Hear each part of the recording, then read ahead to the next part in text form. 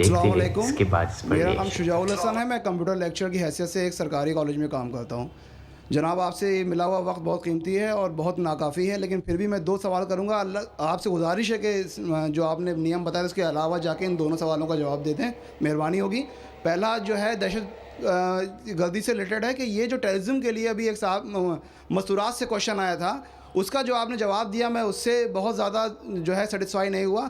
आपने बुश और अमेरिकी ताकतों को बहुत बड़ा टेररिज्म बना के, और जो मेन सवाल था उसका जवाब नहीं मिला। मेरा सवाल ये है कि कश्मीर की इनोसेंट किलिंग या अफ़गानिस्तान पे जो आपके इम्फोर्स करके इस्लाम को लोगों ने कोशिश करी तालिबान ने, वो या उसामा बिन लादेन, इन तीनों को इस्लाम और कुरान की रोशनी में जस्टिफाई किया सकता है या नहीं? और मेहरबानी करके दूसरा क्वेश्चन भी सुन लीजिए। एक सवाल भाई साहब, एक सवाल जो रूल्स है उसके ऊपर किए। भाई साहब ने कहा कि अहम सवाल कश्मीर के बारे में मैंने जवाब दिया ही नहीं।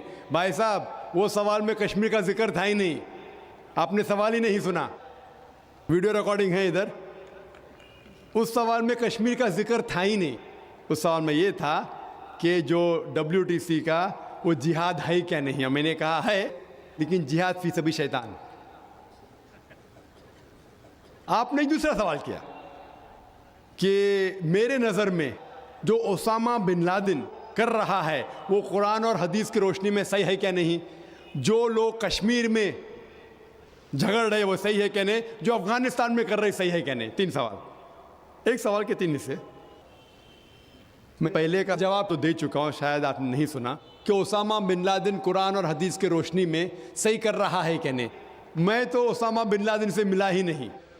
आप मिले होंगे, मैं नहीं मिला। अल्लाह ताला फरमाते सूरह हुजुरात में सूरा नंबर 49 आयत नंबर 6 में, जब भी कोई आपको इन्फॉर्मेशन, कोई चीज़ मालूम पड़ती है, खुसूसन अगर फासिक के ज़रिए है, तो उसकी तहकीक करो। सो मुझे पता नहीं, जो ये CNN कह रही है कि ओसामा बिन लादेन ने WTC को गिराया, ओसामा बिन लादेन तो कहता मैं नहीं गिराया। तो ना मैं ओसामा बिन लादेन से मिला, तो मैं ये भी नहीं कहता ओसामा बिन लादेन कुरान हदीस पे है या नहीं है। अल्लाह आलम, अल्लाह आलम। अगर है तो जन्नत में जाएगा, नहीं है तो नहीं जाएगा। मुझे ज़रूरी नहीं कि ओसामा बिन लादेन से मिलना मेरा फ़र्ज़ है, ठीक है ना। वो आखिरत के दिन में फैसला हो जाएगा। अल्लाह ताला आपसे भी नहीं पूछेगा क्या वो मुजाहिद था कि दहशतगर्द था, वो अल्लाह ताला फैसला करेंगे।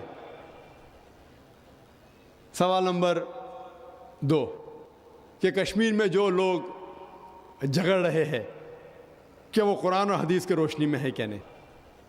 मैं कश्मीर में लास्ट ईयर 2003 में तकरीबन 1 साल पहले गया था।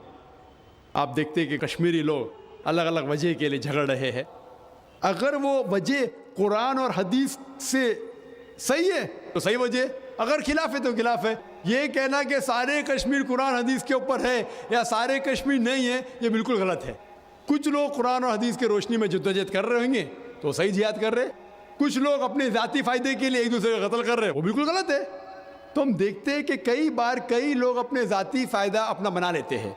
तो मैं ये नहीं जानता हूँ खुसूसन कौन कश्मीरी क्या कर रहा है।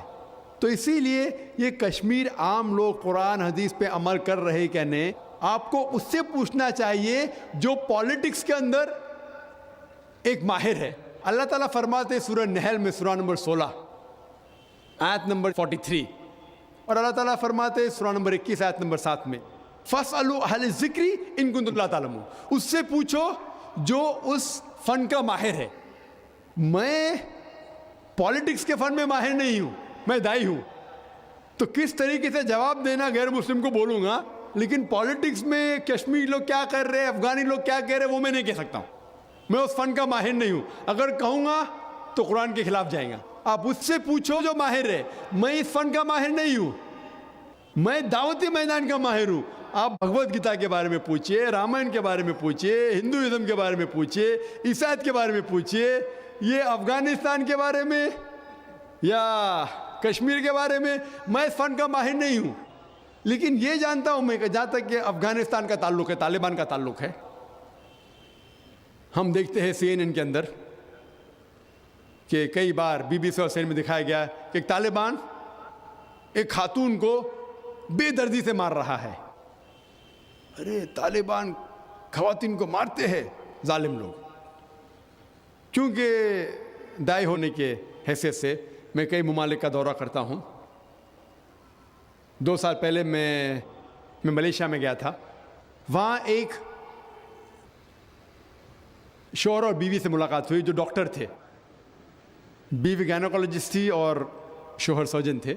انہوں نے تقریباً 1 مہینہ افغانستان میں رہے اور انہوں نے کہا مجھ سے کہ یہ جو ٹی وی میں دکھا رہے تھے کہ طالبان لوگ خواتین کو مار رہے یہ بالکل غلط ہے. میں نے پوچھا آپ کو کیسا پتہ غلط ہے؟ تو اس نے مجھ سے کہا, وہ میاں بیوی نے کہا, کیونکہ طالبان کو جو پگڑی باندھتے ہیں ان کے باندھنے کا ایک خصوصی طریقہ ہے. مثال کے طور پہ جب ہم عربوں کو دیکھتے, ہمارے لیے جو عجم ہے ہمارے لیے سب عرب ایک جیسے پگڑی باندھتے, پھیٹا باندھتے, اپنا غترہ باندھتے. لیکن وہ عرب ہی جانتا ہے کہ سعودی غترہ باندھنے کا طریقہ الگ ہے, وہ اماراتی یو اے ای کا غترہ باندھنے کا طریقہ الگ ہے, وہ کویٹی کا غترہ باندھنے کا طریقہ الگ ہے. وہ پہچان سکتے. ہم نے اسی طریقے سے وہ طالبان کی پگڑی باندھنے کا طریقہ الگ ہے. وہ ڈاکٹر کہنے لگے مجھ سے کہ جس طریقے سے وہ بی بی سی اور سی این این میں دکھا رہے تھے طالبان خواتین کو مار رہے, وہ طالبان ہے ہی نہیں, وہ ایکٹر لوگ کو لے کے آئے تھے, لیکن بیوقوف تھے کہ ایکٹنگ میں برابر سے نہیں کیے, وہ کپڑے برابر نہیں تھے. میں نے تقریر سنی ایک رپورٹر جس کا نام ہے یوان ریڈلی. یوان ریڈلی ایک برٹش رپورٹر ہے. جب اٹیک ہوتا ہے امریکہ کا افغانستان پہ, بھائی صاحب کو دکھ ہو رہا تھا جب میں نے کہا کہ امریکہ ٹیررسٹ ہے, دکھ ہو رہا تھا ان کو. جارج بش اگر آپ کے رشتہ دار تو معافی چاہتا ہوں میں. تو یوان ریڈلی جو تھی, یوان ریڈلی ایک رپورٹر ہے, برٹش رپورٹر, سفید ہے, وائٹ یورپین. اس کو بھیجتے ہیں افغانستان میں تحقیق کرنے کے لیے طالبان کے بارے میں.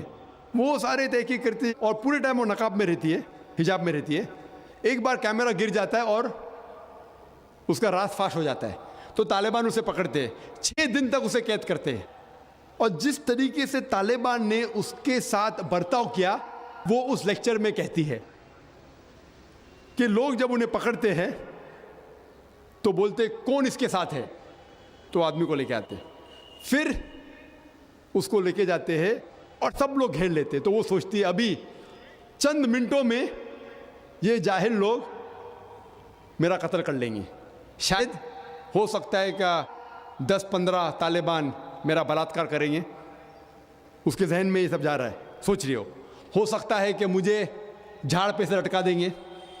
وہ ایک دم ڈری ہوئی ہوتی. 1 گھنٹے تک لوگ اسے گھیرتے لیکن کوئی بھی سامنے نہیں آتا. وہ سوچتے ابھی میری موت, ابھی میری موت. 1 گھنٹے بعد ایک افغان عورت آتی ہے اور اس کے جسم کی جانچ پڑتال کرتی ہے. پھر اسے پتہ لگتا ہے ہاں یہ لوگ سمجھتے ہیں کہ میرے پاس ہتھیار ہے. وہ اتنا تیش میں آتی ہے, اگر ان لوگ میں سے پوچھنا چاہیے ہتھیار میں, بولتی نہیں ہے. 1 گھنٹہ تک کہ میں تڑپ کے مر رہی ہوں کہ یہ آج مجھے ماریں گے. وہ تیش میں آ کے کیا کرتی ہے, اپنا اسکرٹ اٹھا لیتے, دیکھو میرے پاس ہتھیار نہیں ہے.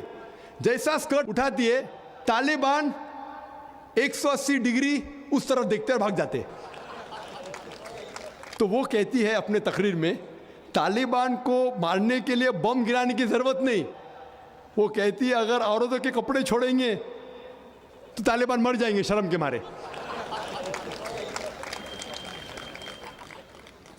اور وہ تقریر کرتی ہے کہ اس عزت سے میری حفاظت کی 6 دن تک کے وہ طالبان لوگ نے. اور جب اسے پوچھا جاتا ہے سوال جواب کی نشست میں کیا آپ کو لگتا ہے کہ القاعدہ نے WTC کو گرایا, تو وہ یوان ریڈلی کہتی ہے میرے حساب سے القاعدہ موجود ہی نہیں ہے. یہ اس کا کہنا ہے, میرا کہنا نہیں.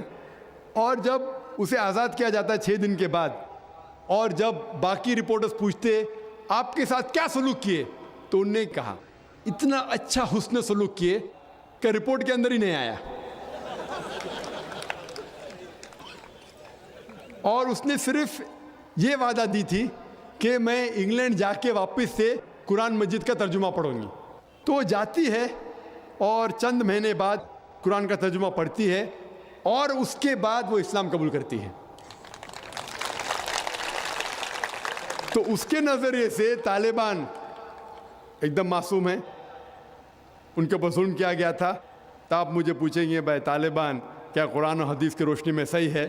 تو اس کا نظریہ اگر لیں گے, جو غیر مسلم تھی یوانڈیڈلی, ابھی ماشاءاللہ حجاب بھی کر رہی ہے, وہ یورپین حجاب کر رہی ہے ماشاءاللہ, تو اس کے نظریے سے بھائی طالبان اچھے لوگ ہیں. تو اسی لیے نظریہ بدلتے جاتا ہے. امریکہ کے حساب سے طالبان ظالم لوگ ہیں. تو میڈیا ایسی چیز ہے کہ کوئی بھی ہیرو کو زیرو بنا سکتی ہے.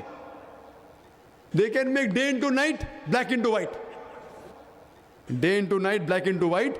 ہیرو کو زیرو بنا سکتی ہے, کوئی ولن کو بھی ہیرو بنا سکتی ہے.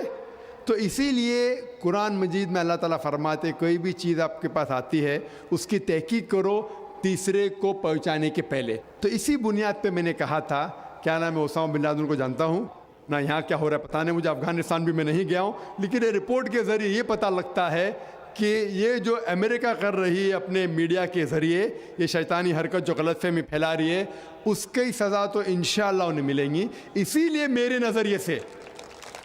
نظریے سے جارج بش نمبر 1 ٹیررسٹ ہے. آپ کو دکھ ہوائے گا. جب میں لندن میں گیا تھا, وہاں ایک تقریر کی اور میں جواب دیا, تو ایک نوجوان اٹھ کے کہتا ہے کہ جارج بش کو ہم دعا کرتے ہیں کہ اللہ تعالیٰ اس کا قتل کرے. تو میں نے کہا میں تو یہ دعا نہیں کروں گا, کیونکہ اللہ کے رسول نے جو دعا کی, جو سب سے زیادہ دشمن اسلام. تو دوستو آپ لوگوں نے یہ ویڈیو دیکھی. ذاکر نائک کے پاس طرح طرح کے مذہب کے لوگ آتے ہیں, طرح طرح کی کویسچن آتے ہیں اور ذاکر نائک سے پوچھتے ہیں. تو ذاکر نائک ان سے لڑتے نہیں کہ وہ اٹھ کر ان سے لڑ جاتے ہیں, بلکہ بہت ہی نرمی سے ان کو جواب دیتا ہے. اگر جواب کا پتہ نہیں ہوتا تو ذاکر نائک صاحب جو ہے وہ بولتے ہیں کہ مجھے اس کویسچن کا پتہ نہیں ہے. سو ذاکر نائک جو ہے بہت ہی بہت کچھ سیکھنے کو ملتا ہے. ان جو لیکچرز ہوتے ہیں, اسپیچز ہوتے ہیں, تو یہ بچے بھی اگر دیکھتے ہیں تو ان کو بہت علم ملتا ہے اسلام مذہب کے بارے میں اور مذہب کے بارے میں. ذاکر نائک جو ہے بلکہ آج کل انڈونیشیا ہے میرے خیال سے. تو اس ویڈیو میں مجھے ایک بات بہت اچھی لگی کہ ذاکر نائک نے کہا کہ ہمیں جو کہ یہ جو نیوز ہوتی ہے, یہ جو ویڈیوز ہوتی ہے, موویز ہوتی ہے, ان پر یقین نہیں رکھنا چاہیے کہ یہ مذہب ایسا ہے, یہ مذہب ایسا ہے, یہ ملک ایسا ہے, یہ قوم ایسا ہے. بلکہ اپنے نظریے کو, اگر آپ کسی جگہ پر گئے نہیں ہو, کسی قوم کے بارے میں آپ کو پتہ نہیں ہے, تو آپ کیسے اندازہ لگا سکتے ہیں کہ یہ لوگ ایسے ہیں, یہ لوگ ایسے ہیں. تو ذاکر نائک کی یہ بات مجھے بہت اچھی لگی کہ کسی چیز کے بارے میں اگر آپ کو علم نہیں ہو تو اس چیز کے بارے میں اگر آپ کو چاہیے کہ بات ہی نہ کرو, تو یہ بہت آپ لوگ بھی اس پر عمل کرے. اور ذاکر نائک کی جو ویڈیوز ہوتی ہے یہ دیکھا کرے, اس سے آپ لوگ کو کچھ نہ کچھ سیکھنے کو ضرور ملے گا. اور ذاکر نائک کی ایک بات بہت ہی اچھی ہے کہ ان کے پاس جب کوئی کویسچن آتا ہے تو وہ خود سے جواب نہیں دیتا, بلکہ قرآن کی ورسز کا حوالہ بھی دیتا ہے, آیات کا حوالہ بھی دیتا ہے, اور پیج کا بھی پتہ ہوتا ہے کہ اس پیج پر ای لکھا ہے, اس پیج پر ای لکھا ہے. سب کچھ جو ہے اپنے آپ سے نہیں بناتا, بلکہ قرآن کا حوالہ دے کے, یا ہندو کی جو مذہب کی جو کتاب ہوتی ہے ان کا حوالہ دے کے, یا کرسچن کی جو کتاب ہوتی ہے ان کا حوالہ دے کے بہت کچھ جانتا ہے. ذاکر نائک جو ہندو مذہب کی کتابوں کے بارے میں بھی جانتا ہے, کرسچن کی بھی, سکھ کی بھی. تو یہ بہت اچھی بات ہے. ایسے عالم دین ہونی چاہیے جو کہ ان کو سب مذہب کے بارے میں پتہ ہو, اور جو ڈاؤٹس ہوتے ہیں لوگوں کی, ہمارے پاس علم نہیں ہوتا, ہمارے ذہن میں بہت کچھ کویسچن ہوتے ہیں, ہندو مذہب کی بھی کویسچن ہوتے ہیں کہ یہ مذہب میں یہ ہر مذہب کے, دوسری مذہب کے بارے میں طرح طرح کے کویسچن ہوتے ہیں. تو ایک عالم دین کو, ایک اسکالرس کو ایسا ہونا چاہیے کہ وہ سب جواب جو ہے قرآن کا حوالہ دے کے, کتابوں کا حوالہ دے کر ان کو جواب دے. تو ایسے سب کو ہونا چاہیے. تو آئی ہوپ آپ لوگ کو آج کی ویڈیو پسند ہے. اس ویڈیو کو لائک کریں, دوستوں کے ساتھ شیئر کریں, ہماری یوٹیوب چینل کو سبسکرائب